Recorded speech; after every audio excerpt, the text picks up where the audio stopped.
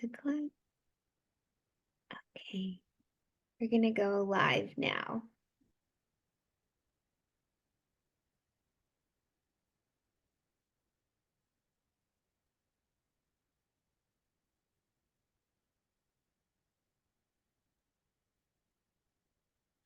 Welcome everyone to Sihasin Hour and our discussion in honor of Black History Month with the amazing Dr. Chip Thomas.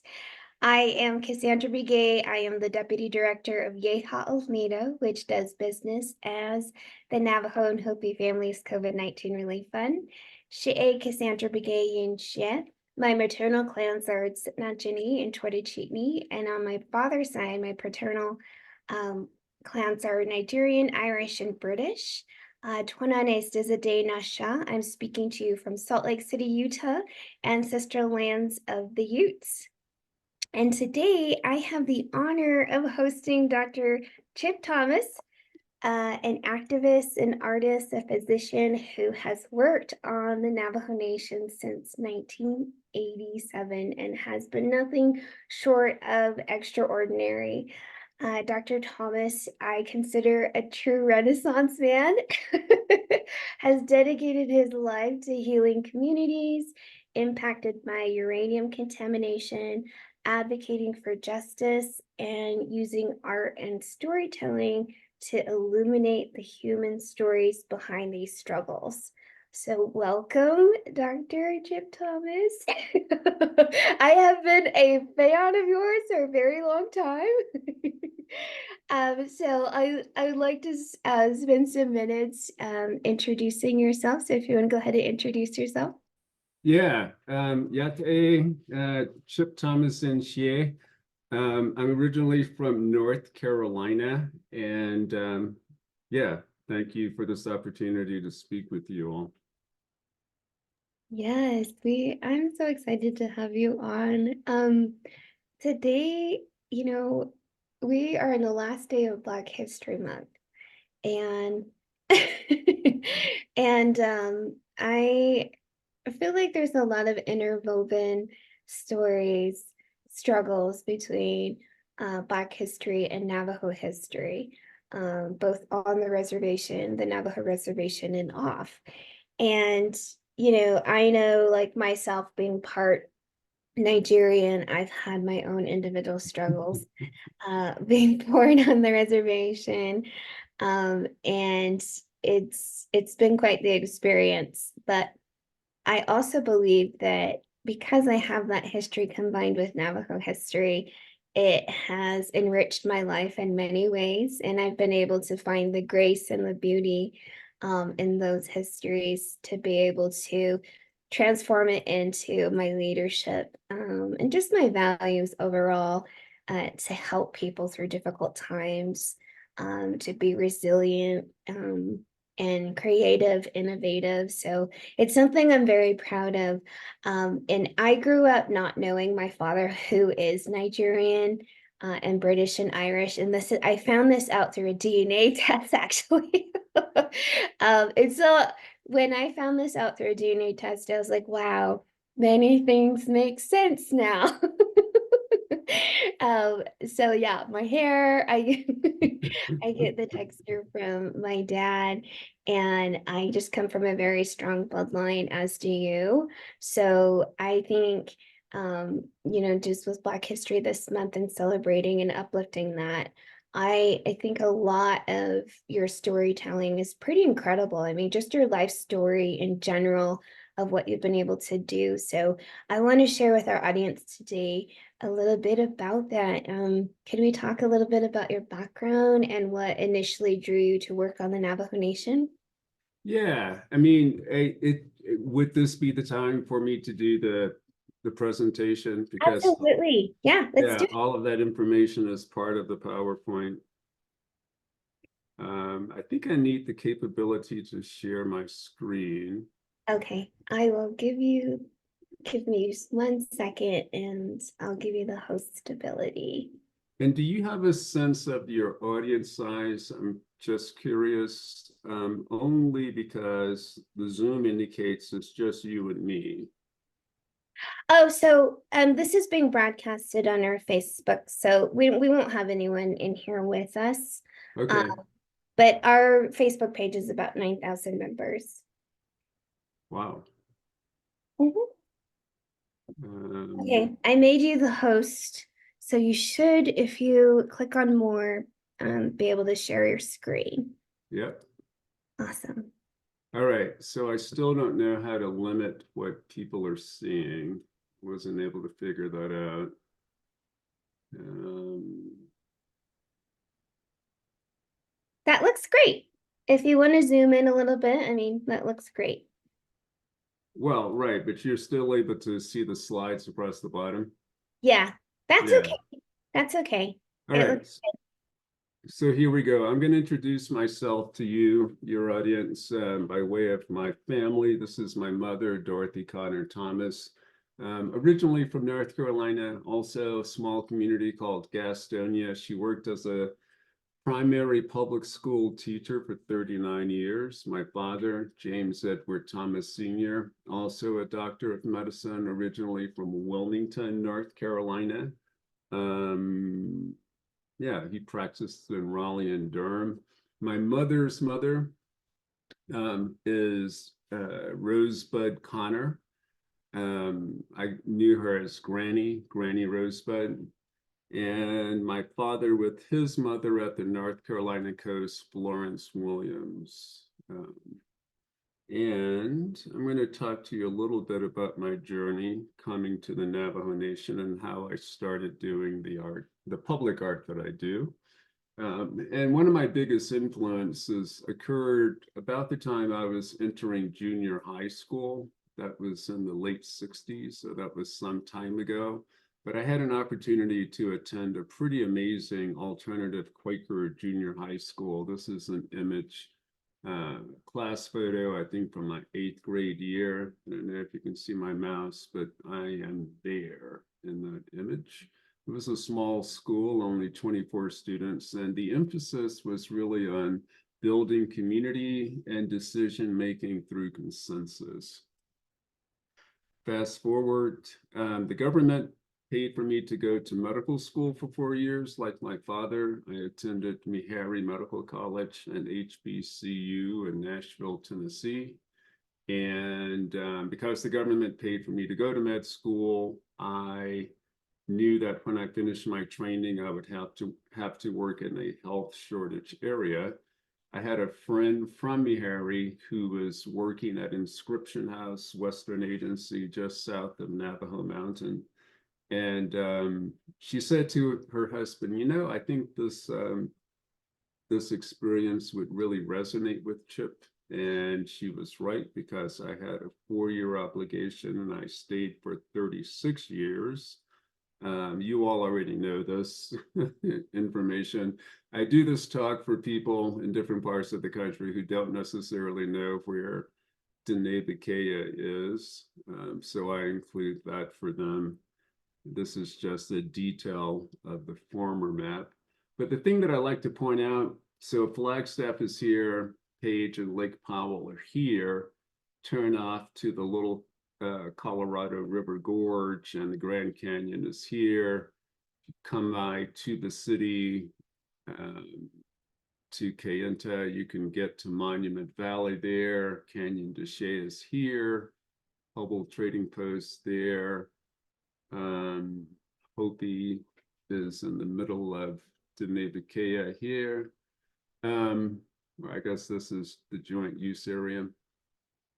But I like to point this out because when I started doing the public art project, I was putting my work along these roads, which were getting a lot of traffic, both, you know, from people who lived on the in Western Agency as well as tourists from all over the world. So there were a lot of eyes on the work.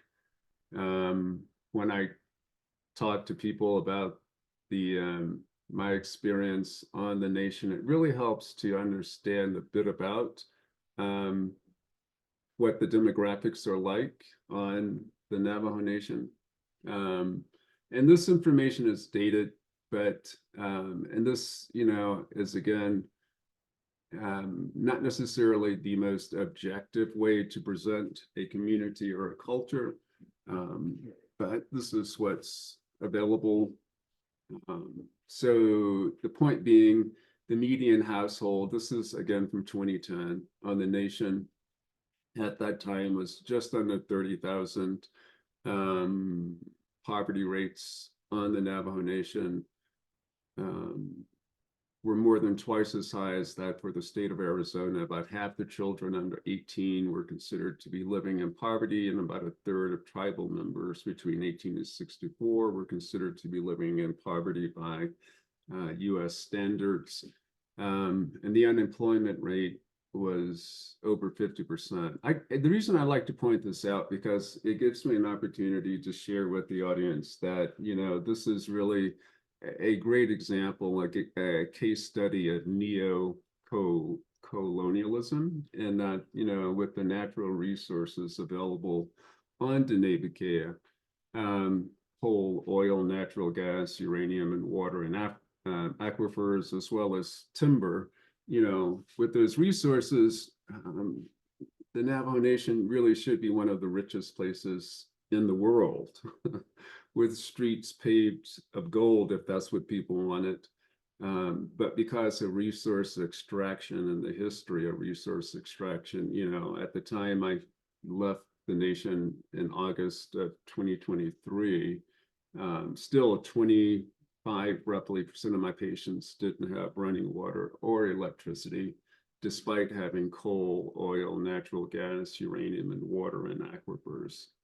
The other thing that I'd like to point out in looking at the demographics of the nation is what is injuring people, what is impairing people's health, and what ultimately may lead to people's demise. And, in an environment with economic poverty, it's not surprising that there will be a small population of people who are abusing alcohol, abusing drugs, and the teen suicide rate is roughly twice the national average. And this was important to me both as a physician, but as someone who was attempting to be responsible in the work that I was presenting to the community through my public art project. So what I'm going to do now is just run through some of the black and white images that I took during my time on the nation. Got there in '87. I built a home darkroom and started developing film, giving photographs back to people, but also having shows of this work. This is actually not a native couple having a post-nuptial dance over Monument Valley. But this guy, Ray Bayless, was the director of the Indian Health Service when I started working, and Sabra Jones was a doctor on the nation. That's Sabra's mom. Hastine Hanknez and his wife, whose name I am forgetting at the moment, but yeah, Hank was a Hatatli. Can you hear me okay? Yeah. So as I was going out into the community, getting to know people, getting a sense of place and culture, community, people were also getting to know me. These grandmas were curious as to whether my hair felt like sheep's wool. It's funny, as I look at this picture now, I see that my hands are chizzy, in need of some lubrication. I had an opportunity in 1995 to spend 5 days with a traditional family of 3, moving about 200 to 300 sheep and goats from the winter camp to the summer camp. And that's where these images come from.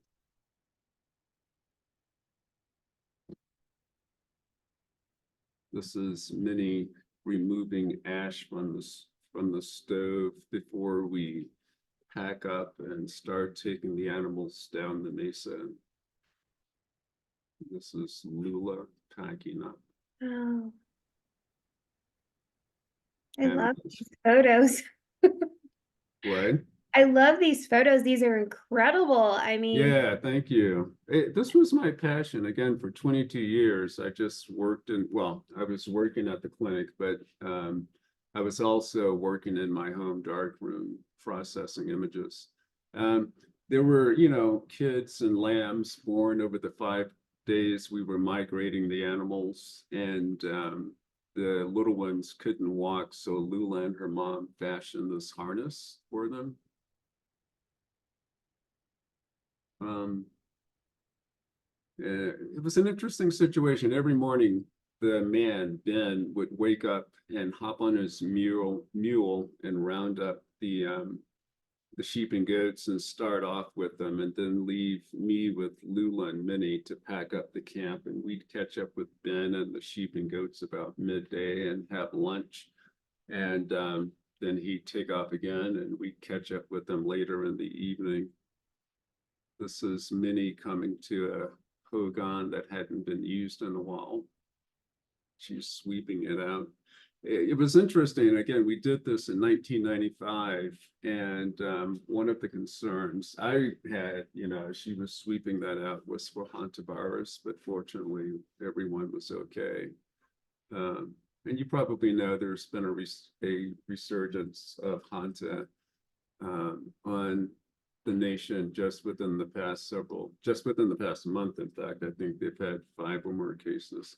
I like this as well because you can see the umbilical cord for the little lamb there. mhm. These photos make me emotional. I've never Oh, seen these photos before, and the essence in them of our people is just so beautiful. And I think you have a really unique way of illustrating our stories in such a beautiful way. And well, thank you for that. You were talking about being racially mixed yourself. And yeah, so this was, I think, in 1998 that Brett Miller became Miss Navajo Nation, and then in 1997, I think it was 97, she became Miss Navajo Nation. But I had an opportunity to spend 3 days traveling with Brett Miller and her chaperone, I forget her name, as she went to chapter houses, senior centers, homes for abused women, and just to schools, and just talking with people. It was really nice to spend that time with her because, there were articles appearing in the Navajo Hopi Observer and the Navajo Times. Some people were very supportive of Brett Miller as Miss Navajo Nation. Others were distressed by the fact that a woman who didn't necessarily look to be Diné was representing the nation. So it was just nice spending time with her as she went to these places to see how she was received by people. It's a little hard to see what's going on here, but there's a basketball hoop there on the stop sign. nice, good old res ball. For me, that's a quintessential res image. Exactly. Hooping by any means necessary.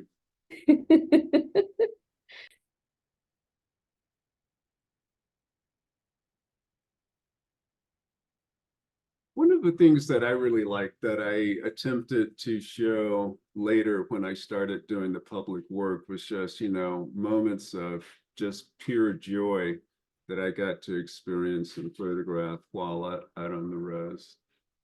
I like this one as well with the goat inside and Mr. and Mrs. Madman. That was the family's name, the Madman. They were outside. Mm. This is really close to me. This is over at Sagat Canyon. That's my good buddy, Jimmy Black, who works both as a guide around that area. He also works over at Navajo National Monument, but he took me out one day to show me his backyard. But Sagat is down over here in this area. So yeah, I consistently for 22 years, was in the dark room, but it was a frustrating experience in that, I was having opportunities to show work. Actually, the thing that I wanted to say about this is, yeah, this is an example of me being invited to Portland, Oregon to show my black and white prints from my darkroom. But this was the first time that I saw my work blown up as big as that. And that's the reason I have such a huge smile on my face, because I really like the idea of my work going big. And this was in 1999, I think. Mm-hmm. Yeah. And yeah, it was nice. I got to have shows. This is in Flagstaff. But if you scan the audience, you'll see there aren't any people of color here looking at images of people of color. So this experience of showing work in a gallery setting just wasn't very satisfying for me. Mm-hmm. Then in 2009, I had an amazing opportunity to visit Brazil. And the last 3 weeks of that trip, I spent with people who were doing street art. I didn't actually get to see this installation by the French artist JR, but it was done in Rio the year before I was there. It was in 2008. I don't know if you can see can you see what's going on in this image? Yeah, I see a bunch of like Yeah, rows of eyes on the yeah. So building. this It's to me, incredible. yeah, it really is. So it was mind blowing for me because it was the first time I saw this marriage of documentary black and white photography being used as street art. And so when I left Brazil in March of 2009, it was like, okay, I've got to figure this out. And but that was really the inspiration for me doing this public artwork. This is one of the first pieces I did, and when I first started, I really didn't know what I was doing. This is 24 hours after I put the piece up. I put it up at night and went back the following day to photograph it, and it was already coming off the wall. Was this your first piece Yeah, for the yeah, inspiration on the Navajo Nation?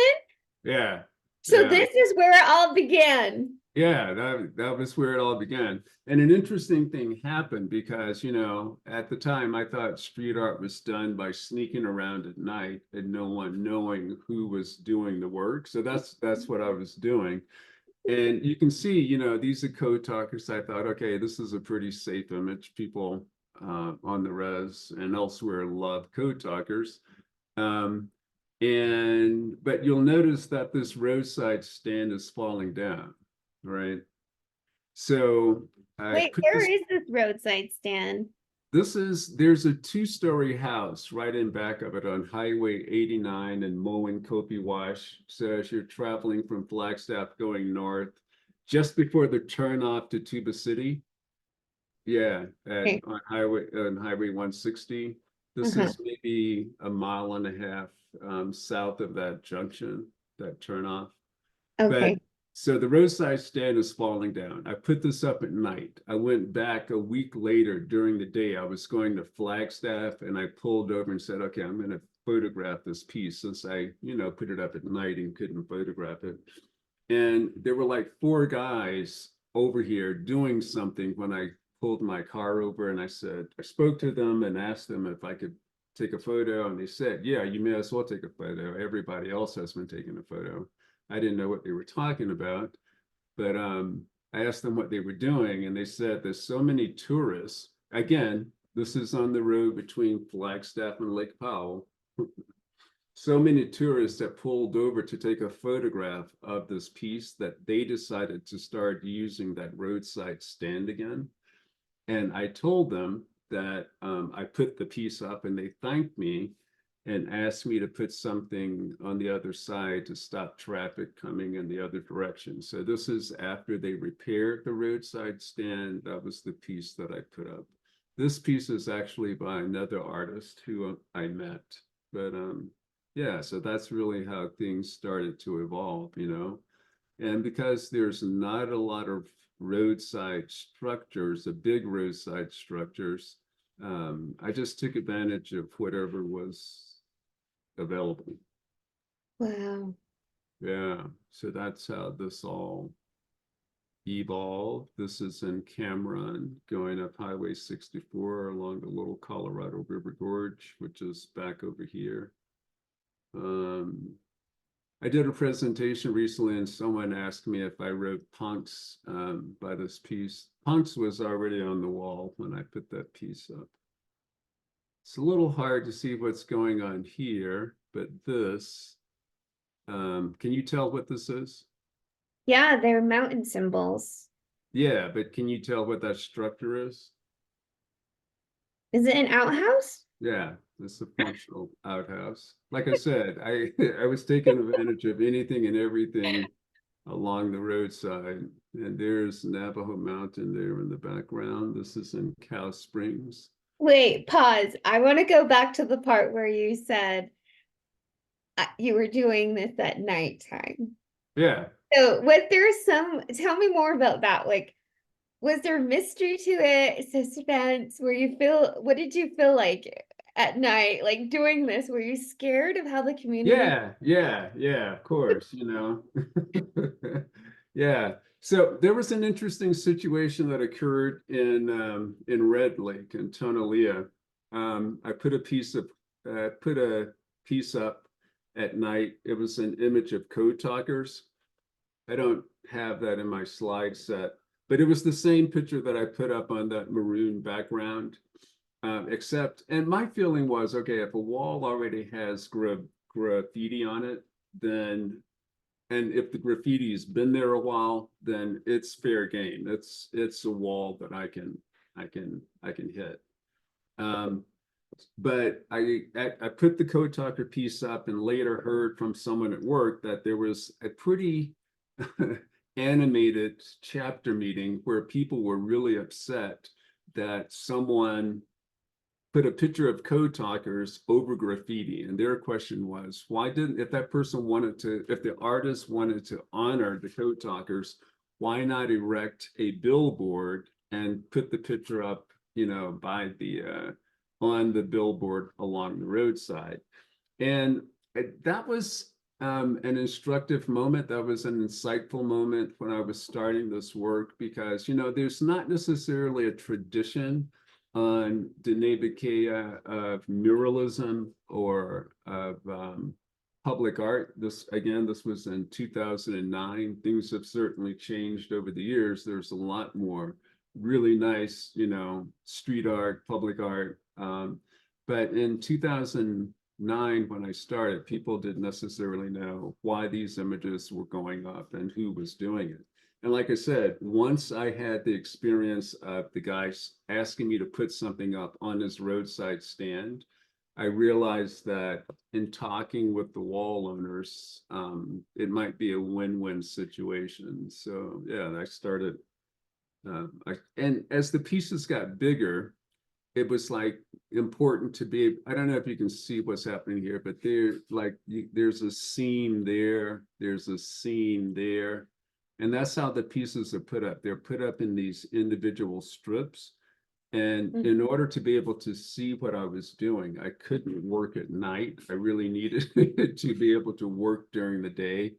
So yeah, I started talking with wall owners and I stopped sneaking around at night for the most part. There was a billboard on Highway 89 that I hit one night. That was in 2012. I had seen these, and just from my experience, being on the reservation and my first engagement or engagement with your mural art on the reservation, I started seeing them around Cameron. Cameron, Yeah, Arizona, the first time, and I'm like, who is doing this work? I didn't know who was doing it. So there was a sort of like suspense to it. And I'm just like, whoever that person is just has a deep understanding of who the Navajo people are. And I love the way they illustrate our community. And that person has a deep love for our community. And so I always felt like, going through the reservation as I saw these murals, not knowing you at the time, it felt like an art gallery. Oh, driving cool. through the Yeah. reservation. It was like Yeah, a no, big that was exhibit. exactly, that was what I was trying to achieve. And it's nice to get that feedback because a lot of times, I wasn't getting feedback. But yeah, I mean, so what I tell people, especially when I was practicing medicine, it's like when I saw people in the clinic as a doctor, my goal was to attempt to restore health, within the individual and to create an environment of wellness within the individual. And as I said, it was really important for me to find moments of joy, moments of beauty, that people were comfortable with me photographing, and then using this public art project as an opportunity to reflect that beauty back to the community. And in so doing, I was trying to create an environment of wellness within the community that complemented my medical practice.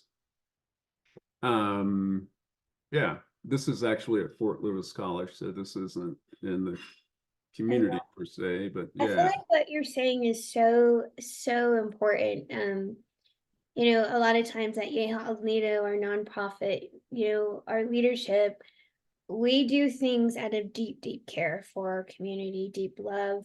Um, this is a type of value that has been instilled to us through the Navajo culture, is to care for our most vulnerable, for our community. And we believe in the self-reliance and the hope that people have in themselves, the resiliency they have in themselves. And one of the things we've always wanted to do is a sort of public campaign around this positive imagery, uplifting our community so they can see themselves in the beautiful ways that we deeply care for them and how resilient and strong they are, or innovative. So this is something that crossed my mind this morning as I was thinking about our conversation and your work, and I'm like, I wonder if there's opportunity here for Chip and Yehal's Mito to work together in some sort of I don't know, maybe art exhibit, or something we've wanted to do is billboards. yeah, So I'm just gonna plant that seed. yeah. Well, I can tell you the seed has already sprouted and is starting to grow. So yeah, let's keep that conversation going. Yeah. That would be amazing. So I'm gonna wrap up here pretty soon.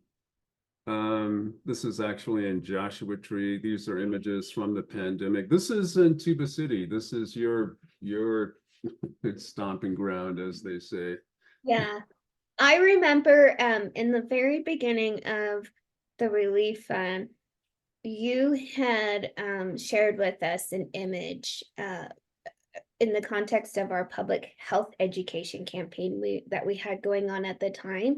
And it Was was it this this image? image right here, yes. Yeah, That we were able to work with you, and you were able to share that with us so kindly. And it was a way that we helped get out our public health education on COVID using this image that you shared with us on some of our yeah. emails. So Yeah, the emphasis here was on hand washing, but also, just the scarcity of water and water usage. This installation is at Gray Mountain, about 30 miles north of Flagstaff, and it speaks to water issues. Um, I don't know if you can see that, but my computer decided to stop working at this moment. oh no. I I have can still see the image. Um, Yeah, but I can't advance it. This is actually a, a video image. Oh, there it goes. Cool. All right. Yeah, so this is coming around the corner, and it speaks to, again, water in its various forms. And there's actually on the installation now, there's a QR code where any tourists, especially passing by, or local folks who want to know more about water issues, can wow. scan that QR code and get that information. That's The reason this is in Oakland, I didn't take this source photo, but a buddy of mine who spent a lot of time at Big Mountain in the 70s and 80s took this image and let me put it up out in Oakland. But the reason I want to show it is because I was installing in Gray Mountain a year or two later, and this guy, Vernon Shorty, pulled up and said, "Hey, you know that image that you put up in Oakland with the baby smiling?" Um, that's who this is. This is Vernon Shorty. That's the guy, and he's still smiling. oh wow, He's still smiling like he was as a baby. that's amazing. Yeah, so that was a really nice moment. Okay, so there's an issue that I became sensitized to as a family practice doc at Inscription House for 36 years, and that has to do again with resource extraction. These particular images are coming to you from Moab. I just put that up last fall. Um, but I started seeing a population of men, older men in their 70s and 80s, who during the Cold War from like 1942 to 1984 were working in uranium mines and mills in the Four Corners area. This was Arthur Mannheimer, who was one of my favorite patients, who actually passed away shortly after this photo was taken from a condition related to uranium exposure. And the main thing that I want to point out with this timeline is that as early as 1898, the beginning of the 20th century or the end of the 19th century, you know, people were aware of this substance, or they were aware of radioactivity. Its initial use, as you probably know, was for glazing earthenware. There was Fiestaware that was sold pretty commonly, I think, through the 50s that was glazed with uranium. So it was in people's homes. One of the other things it was used for was for staining glass. So this is uranium glass that's under a UV light.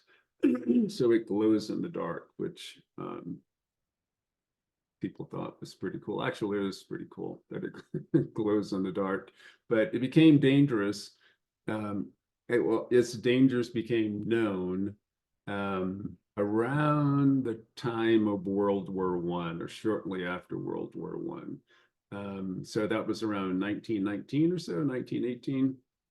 But in order to keep the U.S. planes, the Allied planes, from being detected by the enemy, the dials, the gauges, and everything were painted with uranium because it glowed in the dark. Plot faces were also painted with uranium. And the problem with this was the process. You may have seen the movie, The Radium Girls. The technique for painting these dials was lip dip paint, where they would, you know, in order to get a fine point on their paintbrushes, would stick the brushes in their mouths, go to the paint, and then paint the dials. But in repeating this process, they were constantly exposing themselves to uranium. And within 10 years, you know, women started developing horrible soft tissue cancers, sarcomas, in various parts of their body. Marie Curie, who was one of the names mentioned in 1898, actually died in 1934 from her exposure to uranium. So again, people had some sense that this was an unsafe material with which to work. And the Radium Girls won a class action lawsuit in 1938, which was really awesome because it was the first time a company was held responsible for the well-being of their employees, which 33 years later led to the development of the Occupational Safety and Health Administration under uh, under President Nixon. All right, so back to the timeline. There's a significant moment here, August 1942, where Mr. Yazzie revealed to the Trading Post owner Harry Goulding and the Vanadium Corporation of America deposits of uranium in Cane Valley that would become Monument number 2 mine located in Monument Valley. And again, this was still at a time when uranium was being projected, it was being presented as a substance that was relatively safe. You could, put it in your water and drink it. It would give you radiance and health. You could take baths in it. This is uranium cigarettes. I find this fascinating. Get your next to Nut-X. Get next to Nut-X. But these are radioactive condoms, right? Again, it was being presented as a panacea, something that would cure all and make the quality of people's lives better. So here it is as soap, here it is as an edible fireball, antiperspirant, beauty cream, toothpaste.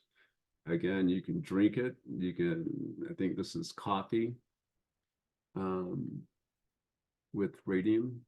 It was in starch. So it was really in many different aspects of people's lives. And this was well into the 50s.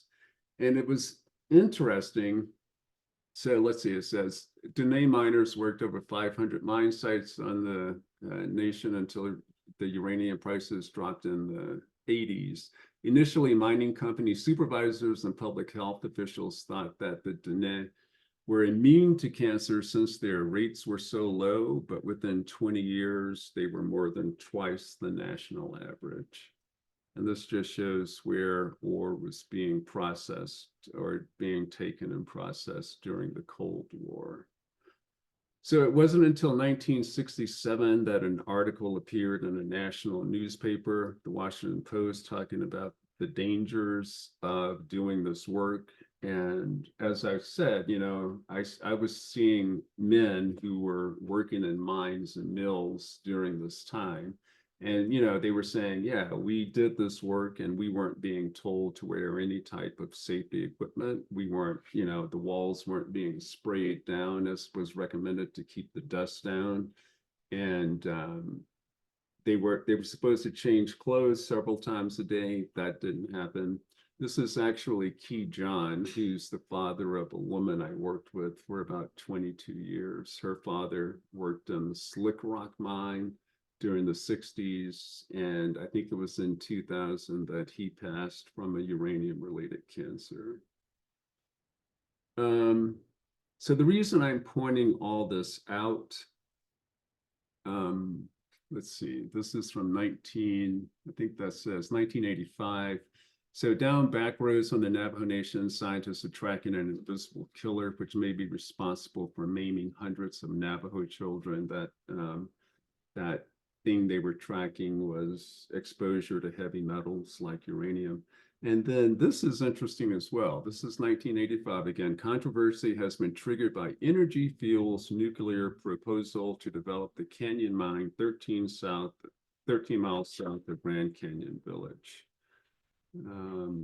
So this piece talks about the Navajo birth cohort study, which studies pregnant moms and the children they give birth to from moms who have been exposed to heavy metals like uranium. This is JC, the girl who was on the water tank. That's her sister Gracie. This JC is also the girl who was with her dog on the swing. I photographed her over many years. This is them visiting that installation. This is more work that I've done talking about exposure or the over 500 abandoned uranium mine sites on the nation. All right, so fast forward to August of this past year, about the time I was retiring, President Biden designated 1 million acres around the Grand Canyon as a national monument, ancestral footprints of the Grand Canyon, which is on Havasupai land. And apparently, it's my understanding in talking with some organizers, some community organizers here in Flagstaff and who work on the nation, that the agreement that was presented to the tribal government said there will be no new uranium mining or leases permitted in this land that is set aside for a national monument. What wasn't shared with folks was that existing claims will be recognized. So over the past 6 months, the price of uranium has reached a high not seen since 2006 or 2007. So Energy Fuels, although they got their permit back in the mid 80s, 1985, for the first time, they've decided that now's the time to start mining ore.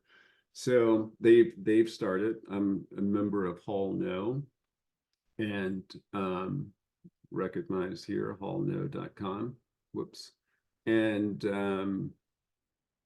per our monitoring, Energy Fuels hasn't started transporting ore from the mine site at Red Butte on Havasupai land, bringing it to Flagstaff and coming across the res to White Mesa Mill near Blanding. That hasn't started happening yet, only because they've not gotten to the high grade ore. They're still pulling out waste and low grade ore, but it's anticipated that that will be happening soon.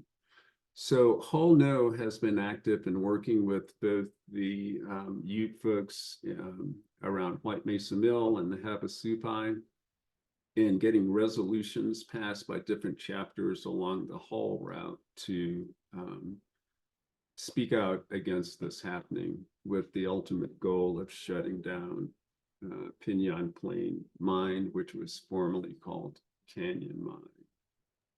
Yeah, something interesting here that I could probably add along these lines. My stepdad, who's now passed, was a member of the Ute Mountain Ute tribe. Oh, So I grew up between, Tiba City, the Navajo Reservation, and the Ute Mountain Ute Reservation. And so in my just community organizing. I had started a nonprofit before this with some friends, and one of the things we did was we used to go down to the Ute Mountain Ute Reservation in White Mesa and go and support them because they would protest the uranium mill. yeah, which they're still doing. Yeah, and so they walk from their Yeah, community right, all the way to the uranium mill. right, They're very vocal about they're not in support of this. right. So I've walked with them before, and I'm very familiar with that area. And so I'm really glad that you're talking about this today. Yeah, yes, thanks for that. Yeah, so as I said, Hall No, which was formed by the late Clee Jones Benally, KJB, Leona Morgan, and Savannah Riggs, are continuing to work with the Havasupai and the Ute Mountain Ute folks to, as I said, hopefully shut down the mine. So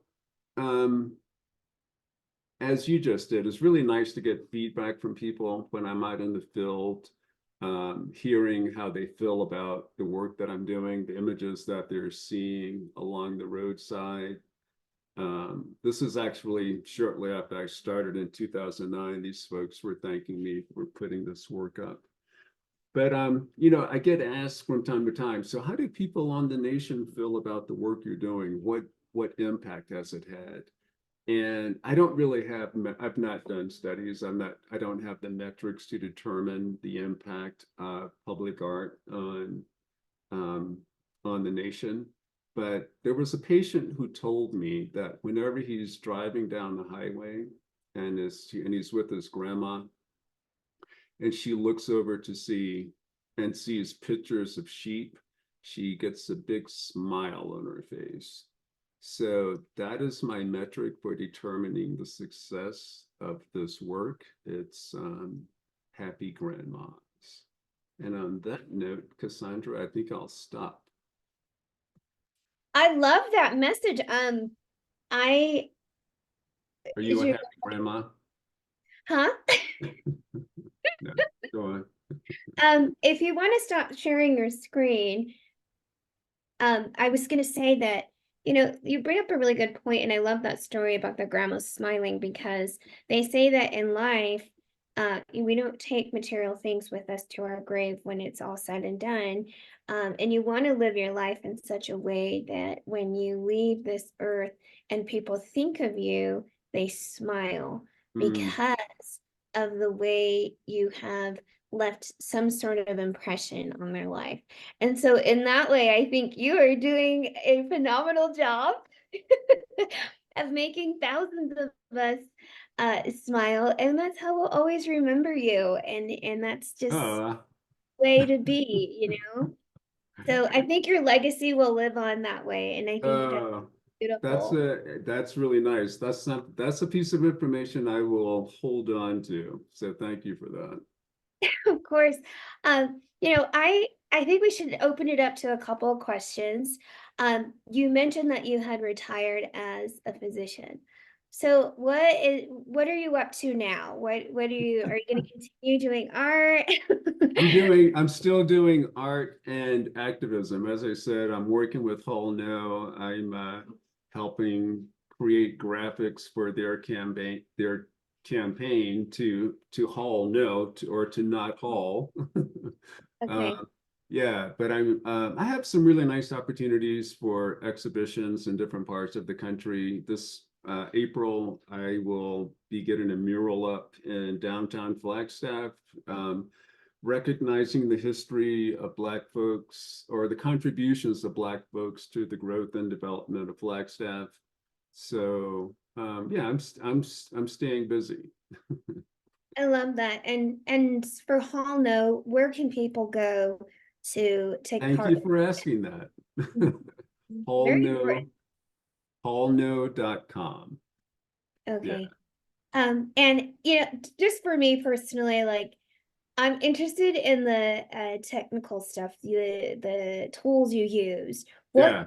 have a particular family of cameras or genre, like Canon, Nikon? Is there any kind of camera um that you like the most, or what are Yeah, I you mean, using? sure, I have a camera that I like, but in truth, I've actually put photos up that I shot with my iPhone.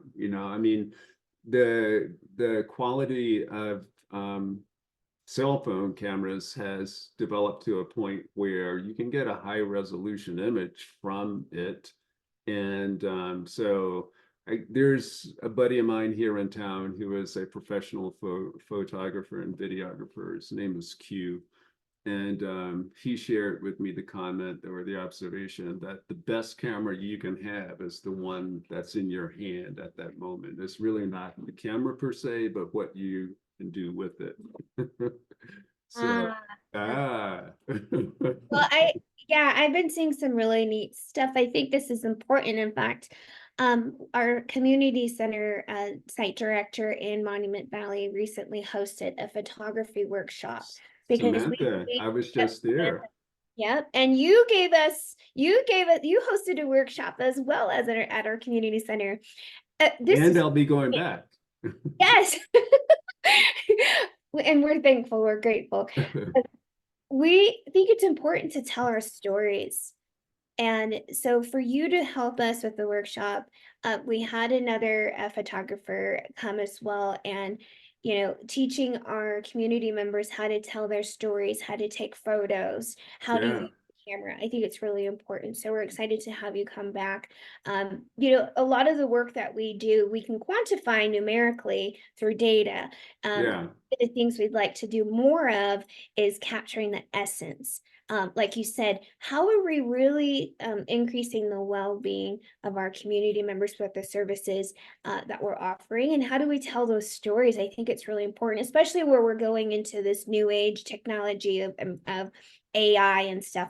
Oftentimes indigenous voices, and my observation is just it's non-existent. And there is a concern that I have, and I think many others do, where I feel like with where we're going with the technology, storytelling, whose story is going to get told with AI?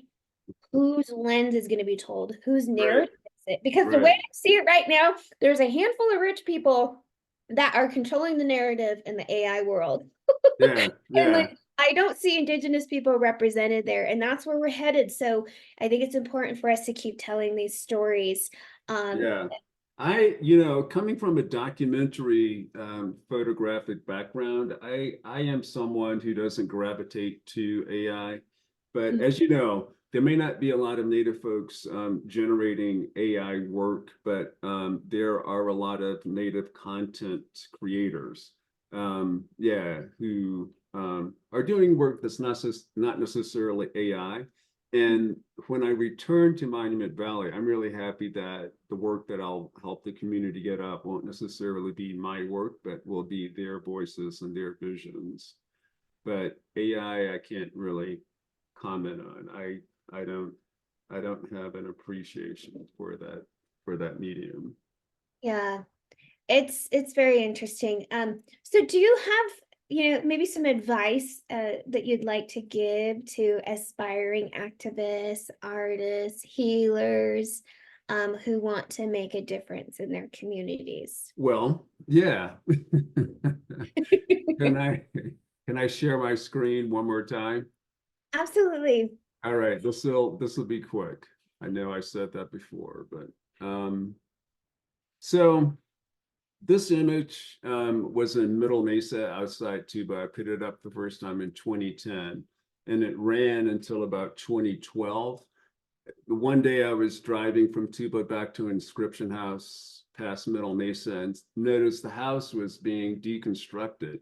And I was really saddened by that, because I when I first put this piece up in 2010, it was at a pretty difficult time at the clinic where I was working, and the issue really was more with the administration at the time, not with the patients. But it just helped me to know that this energy, this joyful presence was in the world, and it gave me a good feeling whenever I saw it.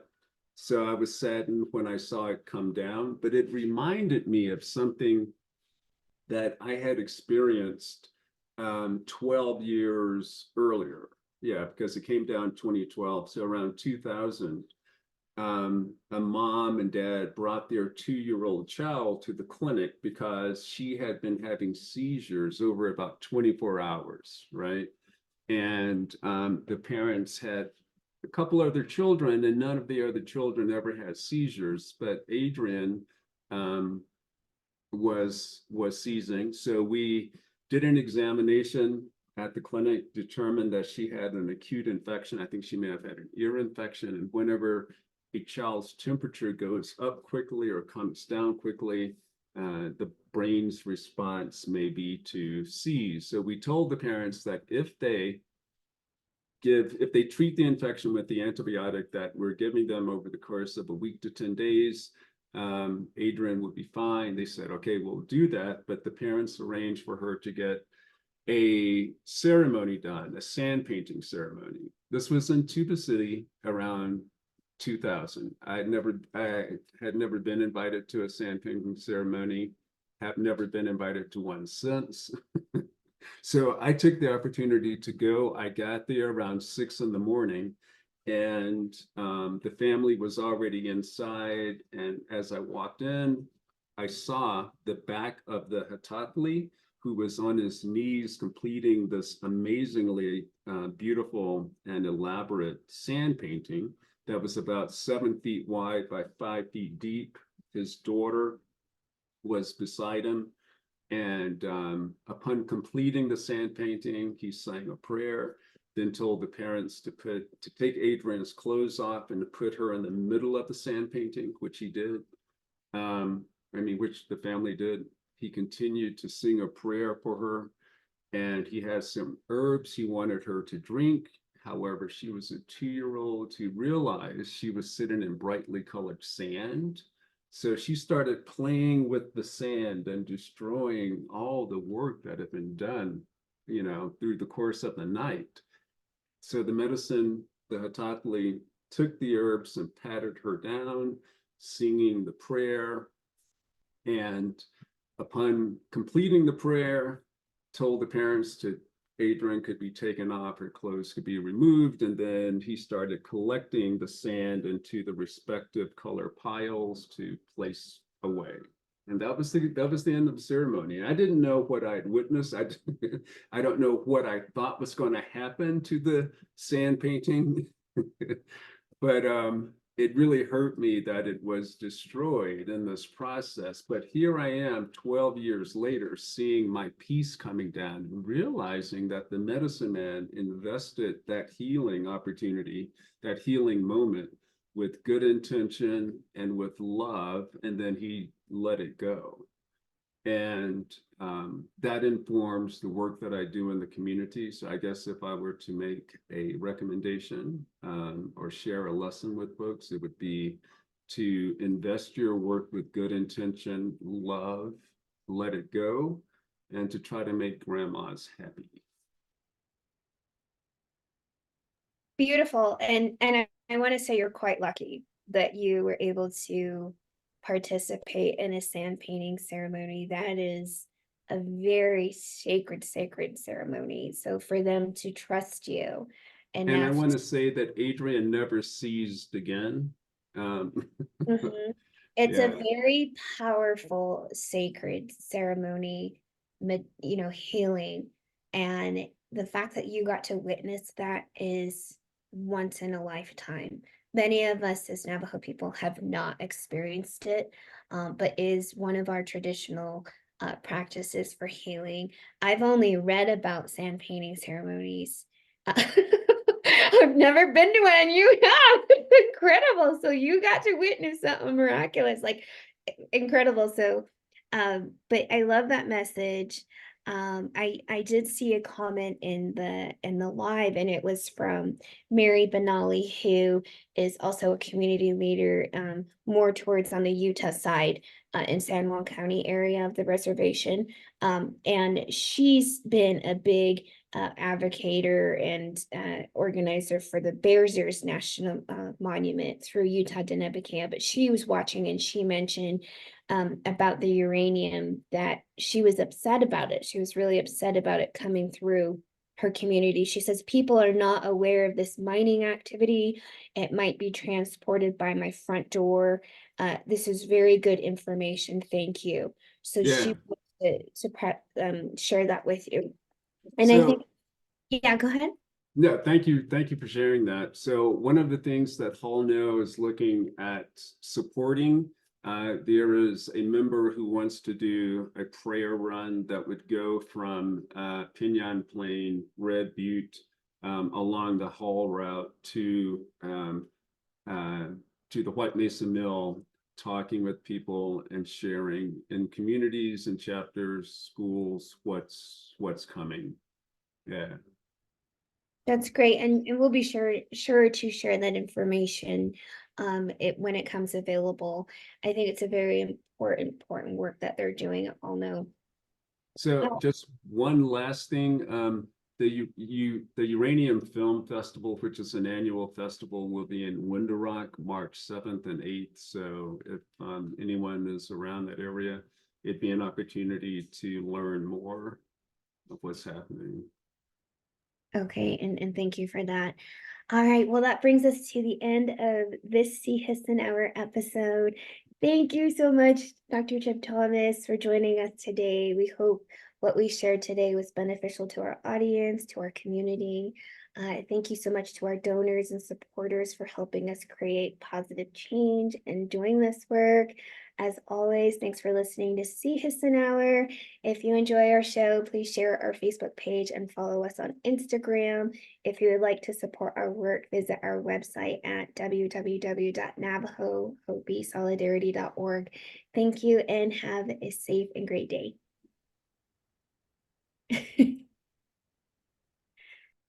Go on that.